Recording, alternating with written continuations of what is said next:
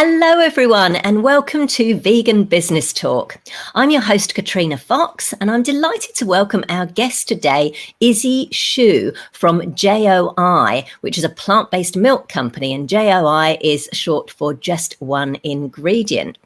Now Izzy is one of 4 co-founders of the company, and what happened was Izzy and her fellow co-founders actually met in grad school, and they quickly realized that they had a shared passion for healthier lifestyles and a quest to make the world more sustainable. And they created a thesis project, an innovative solution to make plant-based milks cleaner, more accessible, and more eco-friendly. In 2016, JOI was created. The company offers concentrates made from whole, natural, raw ingredients, which when blended with water, create customizable, instant, clean, and nutritious plant-based milks. Before founding JOI, Izzy worked in marketing and brand identity, as well as graphic and production design. Izzy, welcome to the show. Thank you so much for having me. So look, I'm going to have to ask you about the products because there are lots of different plant-based milks available now. And I think just before we came on air, I was telling you that back in the day, 25 years ago, when I went vegan, there were 2 options: soya milk sweetened with apple juice, soya milk unsweetened. Now, of course, the supermarkets are full of plant-based milks. And of course, I'm delighted and I'm loving that, people have got so much choice. But why is JOI different? I mean, it's like a home, you're kind of making your own milk. Is that right? Mm-hmm. Yeah. So we like to think of the market in 3 segments, if you will. So we have the typical boxed milks that you would buy at the store. And these are usually mass produced and typically are cheaper, but they also have a lot of preservatives and additives in there to ensure that long shelf life.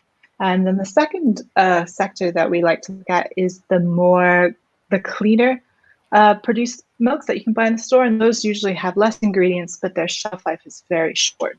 And they tend to be quite expensive as well because you're paying for that convenience. And then the other one is making it at home, which is obviously the most preferred option, and you can make it exactly how you like it, whenever you want.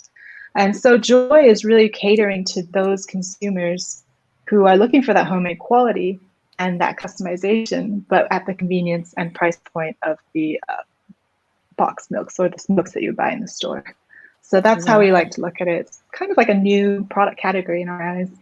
Yeah, it sounds like it. But what's the difference between someone just literally making them, like buying a bag of nuts and putting them in the blender and grinding them up and adding water or whatever they do? Because I believe water is the main ingredient that you add to yours. What's the difference between someone just saying, well, like, they can just do that versus buying JOI products? Yeah, so we used to do that all the time. Each of us individual founders used to make almond milk at home all the time. And you find, especially if you drink quite a lot of it, which we did, or if you have a bigger family, making it on that consistent basis is actually quite time consuming. It requires some effort as well. And the shelf life is very short. So you find you want to make a bigger batch, but it might only end up in your fridge for like 3 days and then it expires. You have to make another batch. With our product, you're really getting that convenience. You can make it anytime you want. You can blend it up whenever you. And the shelf life in particular of our product, because it's a concentrate, is very long. So for example, our almond base can last in your pantry. It doesn't even have to be refrigerated for up to 18 months. So you can really have that convenience to go to your pantry, make it whenever you want, and make as much as you want, which is another big factor. And then when you make it, and then once you've made a batch, so say you make, a fairly large batch, and then you then have to put it in the fridge. And then how long would you have to last before you drank it? So our product actually lasts 7 to 10 days in the refrigerator. So it's actually longer than if you were to make it yourself. And it does separate, but you just shake it up to go. Wow, that's great. So I'm just getting my head around, because I'm one of those vegans who doesn't I do as little as I can in the kitchen, let me put it that way. I do make a fresh fruit smoothie for our breakfast in the morning, but like when it comes to meals and stuff, so whenever we get homemade stuff, I'm always kind of curious. So how easy is it for, say, someone like me who's a bit of a lazy in the kitchen type vegan? What do I do exactly? I just want to make sure people get a clear idea of the product before we dive into the business side of it. Of course. We like to recommend you just add a tablespoon to every cup of water to a blender, blend it up, and it's ready to go. And you can add whatever flavoring you want, if you want a sweetener or cocoa Yeah, I was going powder to or say, I vanilla hope when we extract. got, yeah, okay, so you Yeah, can add a little bit of, okay, yeah. And then fantastic. we actually recently launched our oat milk powder, which is even more convenient. You can just mix that up with a spoon or with a little hand whisk as well. And it's ready to go. Fantastic, amazing. So, talk us through a little bit, your journey. So, it's interesting. I think your founding story is so interesting because this was a thesis project. I think you all were doing. You got 4 co-founders, I believe, and you were doing an MBA, and you all had reasons for not having dairy. Like I said, you were saying you're lactose intolerant. I think one of the other founders is vegan, and someone else wanted to save the planet. I love that you all kind of happened to meet on this MBA program and none of you were like drinking dairy and you came up with this project. So talk us through that and how you first started the business, including maybe some of the challenges that you found, because it's one thing to go from the theory and the thesis project to actually launching a business.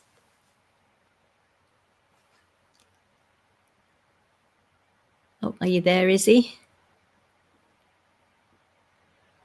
I think you've frozen.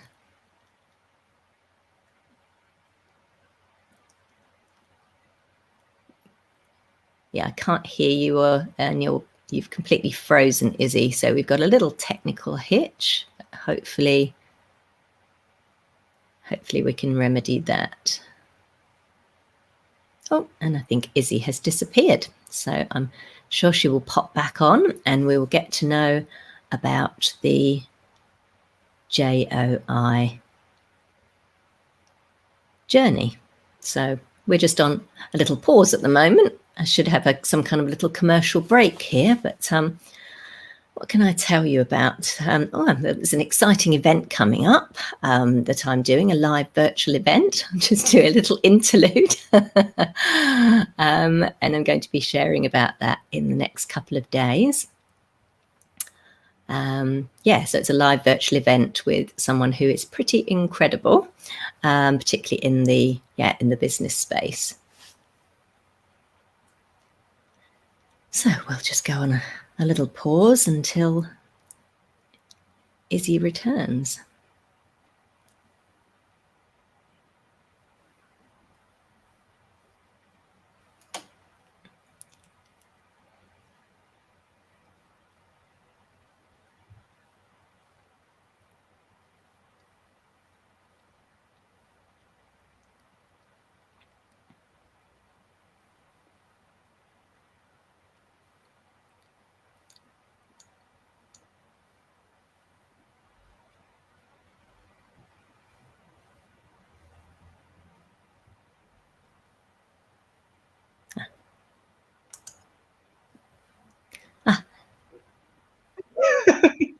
You're back, Izzy. Okay. Welcome back. I was just saying we had a little technical hitch there, so I had to do a little interlude. So tell me about the journey. The joys of working at home. Yes, indeed. Well, hopefully it will be good going forward. Yep. So tell me, So tell me about the JOI journey from, going from the theory of the thesis project to launching the business. What were some of your key challenges that you found? Yeah. So are you able to hear me okay? Yeah. Okay. So my founders and I met during grad school, and we were each at the time consuming almond milk for different reasons. So like you mentioned, I'm lactose intolerant, Tony is vegan, and Dave is sensitive to dairy. So at the time, we all saw the benefits of making fresh homemade almond milk. And when it came to this thesis project, it's a sustainability project. We really wanted to tackle that issue of packaging waste in the food and beverage industry. And since we all shared this passion for fresh homemade almond milk, we were wondering how we could provide that to the masses. So the thesis project was actually a machine that would make fresh almond milk in the grocery store. So all you would need to do is dispense it and take it home. And throughout the project, it was a very fun experience, and we got a lot of great feedback from that. And after that, we were like, this is actually something that a lot of people are very interested in and would want. So we decided to pursue it. But after a lot of customer development, and even after building like a massive prototype, which was actually the size of a fridge, we were saying we were like, people aren't going to want to invest in this massive piece of machinery, which is essentially is a glorified blender. So we decided to pivot and really look at the main aspect, which was the ingredient itself that would go into it. And that's really how JOI came about as it is today. Wow. So what was some of, so apart from that, so once you actually launched it and you nailed your product, so to speak, what were some of the key challenges you found then in, you know, kind of launching the business? One of the difficulties, which was maybe more personal, was that we were all in different places. I mean, this is pre-COVID, so working remotely was not really something that we were used to. But most importantly, I was in Hong Kong at the time, so my student visa had run out, and I had to go home, and we were all in our own respective home countries and cities. So really trying to get together during those crucial times of customer development or pitches for investors and things like that, getting together was very tricky to navigate. And for me, I was flying in and out of the US, which was a little suspicious in the eyes of the immigration officers. So that was really tricky on my end. But I think the main challenge and the difficulty, but ultimately the most rewarding part, was the pivot that we made from being a hardware to a CPG, to a food product. And, you know, after investing so much time and also our own money into that original idea and that original concept, and having to switch was difficult, but very rewarding. And ultimately, it was the customers and all the people that we spoke to that helped drive that decision.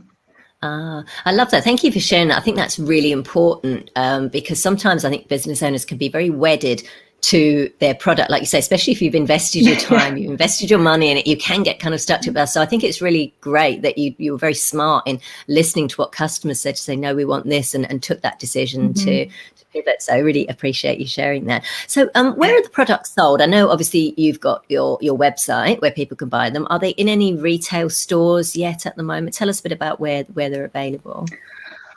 So we were and are digital by design. We really wanted to learn as much as we could about our product, about our customers, and test different types of language, because there is a educational portion to JOI and how to use it and what it is, since it was a very new, or is a very new type of product. So having that relationship and open communication with all of our customers and clients was really important to us. So we started out digitally, and we still are primarily digital. We have tested in retailers, so like pop-ups, and there's this small store in LA called Erewhon, which is a very specialty store. So we tested our product there, and retail is a whole nother beast, mostly in design and packaging, which at the time we knew that was a challenge for us, because being able to communicate what our product was to a consumer who's never seen our site, never read anything about us, all they have is just those 8 seconds to pick up your product and decide whether they want to use it. That is a big challenge that we definitely knew that we had to face eventually. So all of those learnings from being digital hopefully will lead us up to that, which is something we definitely see in the near future. Right. And like you said, I think as we were discussing before, this is almost like a new product category for people to get used to. So you're kind of leading the way. And I guess that's a smart idea to like get people to, you know, really create that buzz around your brand online so that they recognize it when they do eventually see it on the shelves. So, and presumably, when you say you're mainly digital, so are you predominantly from your own website, or are you also using other online retailers like Amazon and places like that? Yes, we're on Amazon. We're also on Thrive Market and our website. And we also like to work with other like-minded businesses that are online. So we're on various platforms. Gotcha. And I noticed that you have both a rewards program and you've got a subscription model. Tell us about the benefits of those.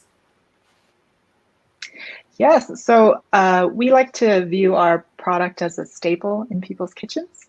The main concept is to make milk, but a lot of our customers and clients also like to use it for the bases in their dairy-free recipes and things like that. So it is something that they use actively every day. So we introduced the subscription program so people didn't have to think about or worry about restocking and running out of their milk. So we create this program where you can pretty much just decide how often you want to have Joy delivered to you. You don't have to think about it, and it will just come to you on those on that schedule.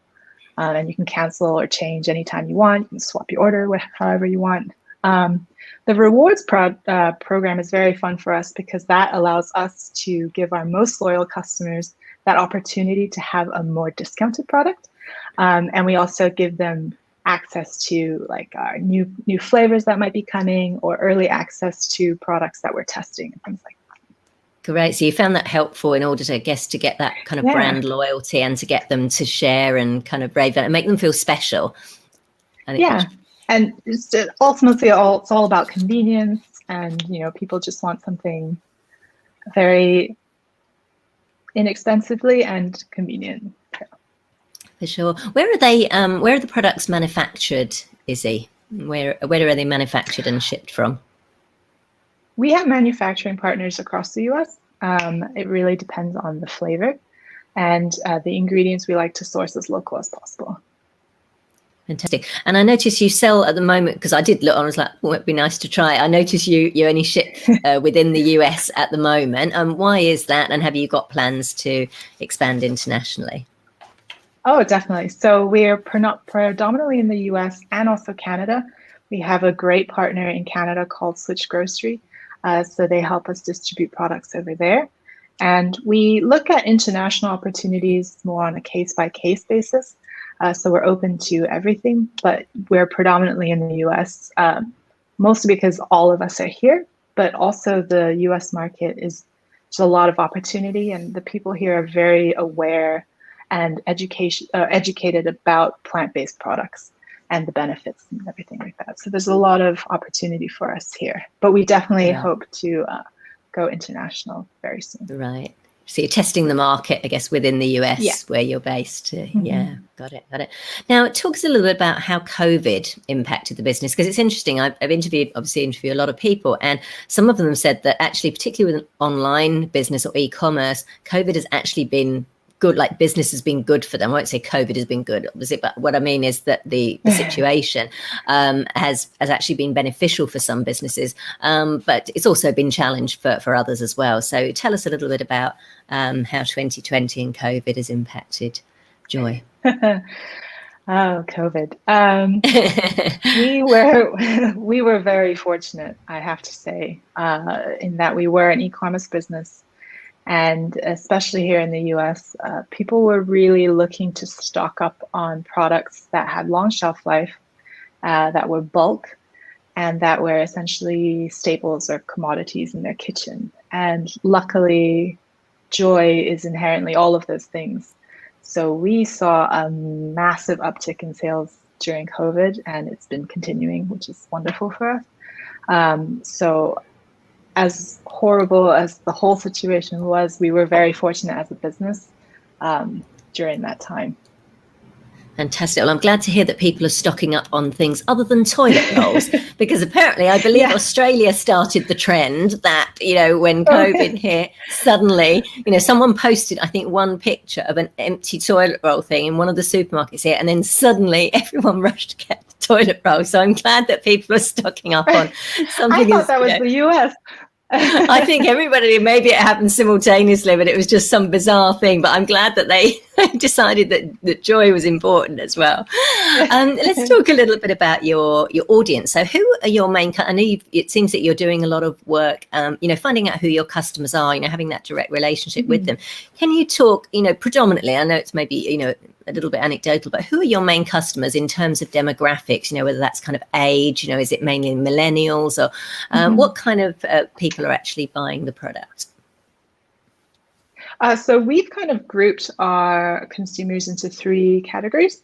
So our first, the majority of our customers are parents, mostly mothers, and we like to call them our chief health officers.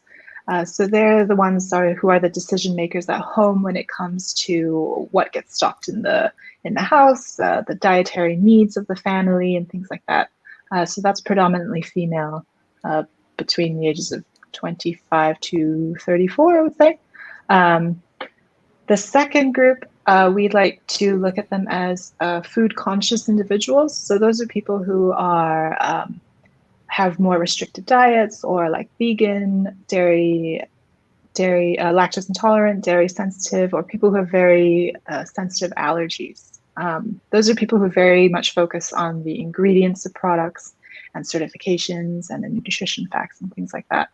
And the third are the health conscious individuals. So these are people who like to track their macros or nutritional intake.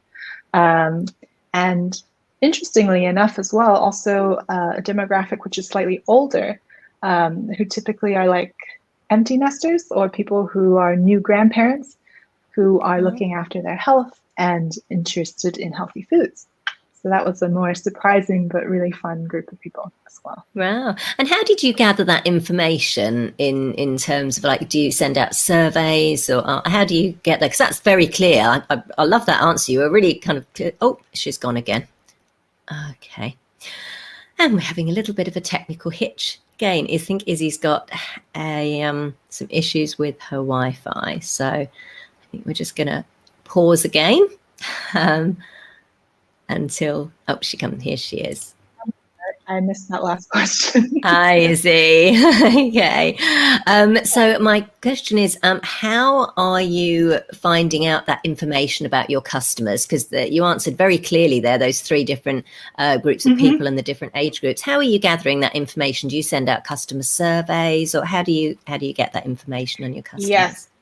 So that's one of the benefits of being a digital company, is that we have access to all that information and we have that close relationship to those customers. But we do love to send out surveys, learn about who our customers are, what their preferences are, and the reasons for their choices and things like that. Yeah, fantastic. What marketing, so you launched in 2016, what marketing strategies have you used, and what's particularly working well for you right now? So we actually launched in 2019 when we launched our D2C aspect of our company. And because it's all online, social media has been huge for us, particularly Instagram and Facebook, and now some newer channels like TikTok, which we're still learning about. So these are all ways, because our product is quite new and you need some education, using videos and imagery has been very beneficial for us. So are you seeing any results from TikTok? I know you said you're still kind of experimenting. How are you finding it so far? TikTok is a way for us more to communicate how easy the product is, and quick recipes and things like that. So we're still playing with it, but it's just a way for us as a brand to kind of communicate how our product is used and things like that. Right. We're still exploring it. Yeah. So predominantly social media. So are you doing mainly organic, or paid ads? What's the kind of breakdown there in terms of social? Both are very important. And also we have an influencer program too, or an affiliate program. Right. So, word of mouth is a huge thing, but also people who follow these people, who follow these influencers or these bloggers that follow their lifestyle has been huge for us as well. Right. So good. That's good to know. Yeah, it sounds like it's interesting, because sometimes you hear, some marketers say, influencer marketing is dying out or it's dead, but I'm not really seeing that. So it's good to know that you do use influence. How do you choose which influencers you work with? The fun part was that people were coming to us in the beginning. So we didn't have a program for affiliates or influencers in the beginning. People would just come to us and be like, oh, your product looks really interesting. Can I try it? And then when they did, they'd be like, oh, I would love to share this with my followers. can we work something out? And we were like, of course. So that's how it all started.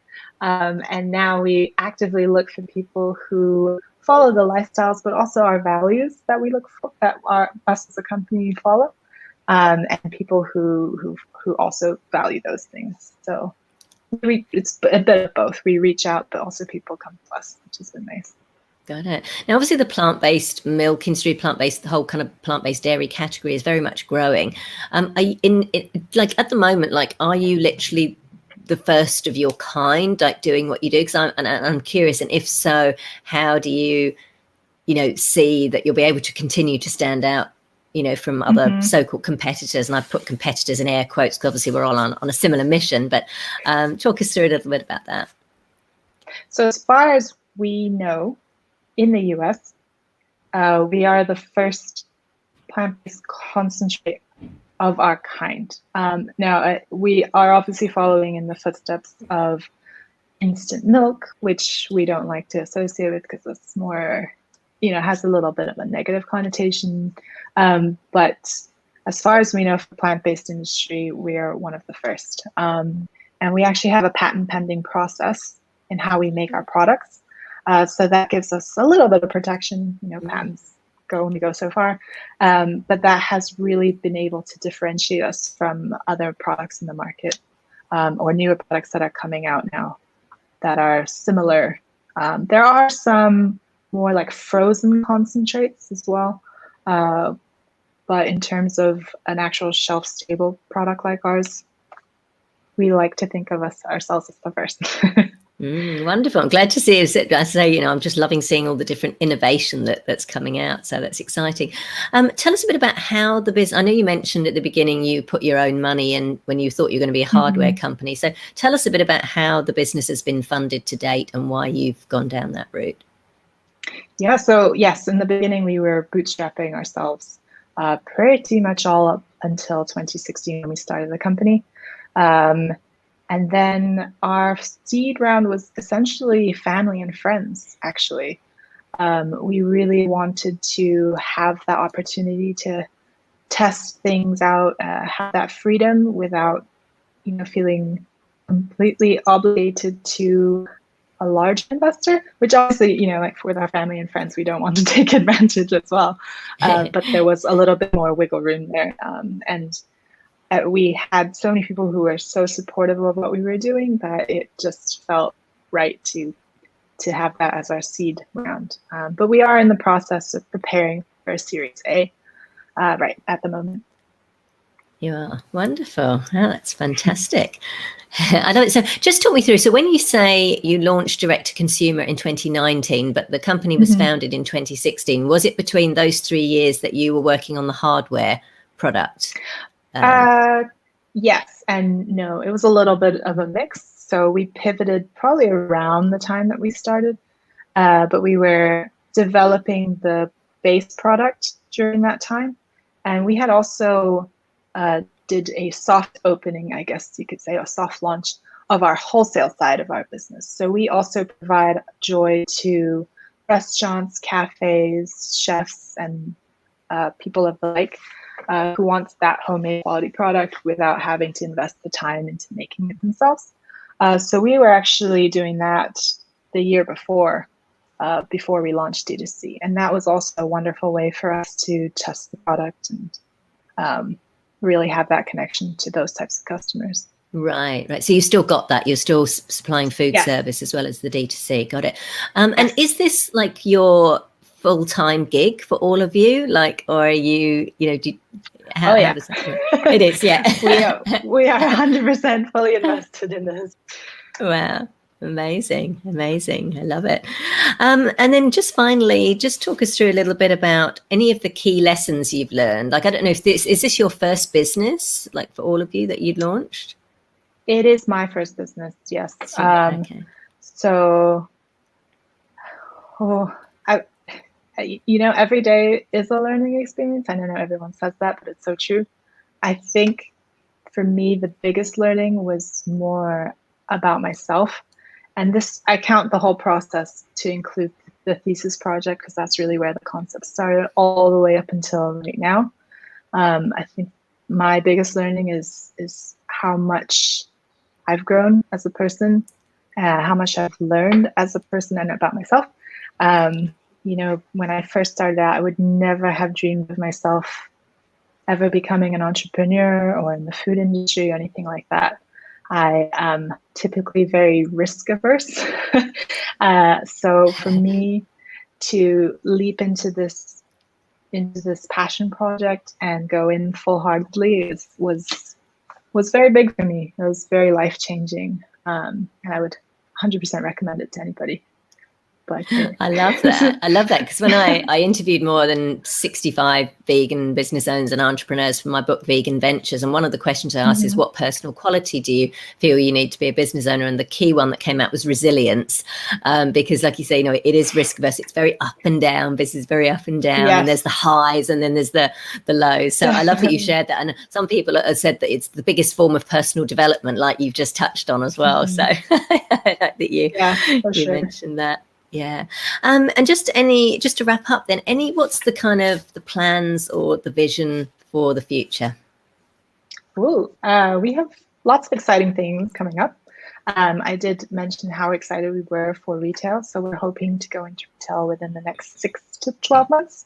And that involves a more refreshed look for our product that is more shelf friendly. So that's a big project of mine that I'm very excited about. And also another thing that's very exciting, which is something that we wanted to do from the very beginning, but it wasn't feasible as a startup, was we're really transitioning into more sustainable packaging. So the oat milk powder that we recently launched, that is in a 100% compostable pouch, which is very cool. And then for our more paste products, those will be transitioning away from plastic, which is wonderful for us. And something we always wanted to do. So happy to share that too. Yeah, I love that. That's such a big one for so many business owners, is that packaging, because sometimes you're limited to what you've got, but we're starting again to see innovations in this area as well. So it's great that you're doing that. Fantastic. Well, look, it's been wonderful speaking with you. Let me ask you, did you, with the thesis, did you finish the thesis? Did you all get your MBAs? Like what happened there? You did. Yay. Well, I hope you got all very good, excellent marks, because you not only did a thesis, you brought something fantastic into the world. So I'm very pleased to hear that. It's been lovely speaking with you, Izzy. Congratulations to you and your co-founders, and we'll look forward to hearing more about JOI. If you want to find out more about JOI, you can go to their website, which is addjoi, addjoi.com. If you're watching this episode, you can see the link scrolling along the bottom of your screen. And if you're listening on audio, you can find a link to that on the show notes page for this episode. Thank you so much, Izzy. It's been great speaking with you. Thank you so much, Katrina. Thanks, everyone, for tuning in. Bye for now.